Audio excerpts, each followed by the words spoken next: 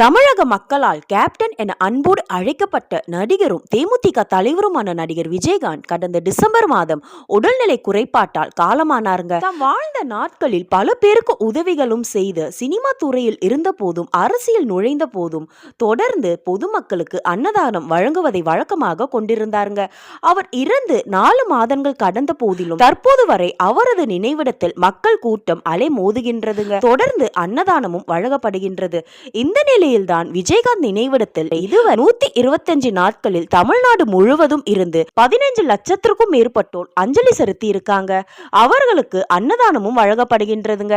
இதனை உலக சாதனையாக அங்கீகரித்து லின்கம் புக் ஆஃப் ரெக்கார்ட் சார்பில் உலக சாதனை விருது வழங்கப்பட்டிருக்குங்க. மேலும் பார்வையாளர்களுக்கு உணவு வழங்கும் முதல் நினைவு சின்னமாகவும் விஜயகாந்த் நினைவிடம் போற்றப்படுது. உலகை விட்டு உயிர் போனாலும் நம் மனதை விட்டு மறையாத கேப்டன் விஜயகாந்த் எல்லாருக்கும் ரியல் லைஃப் ஹீரோ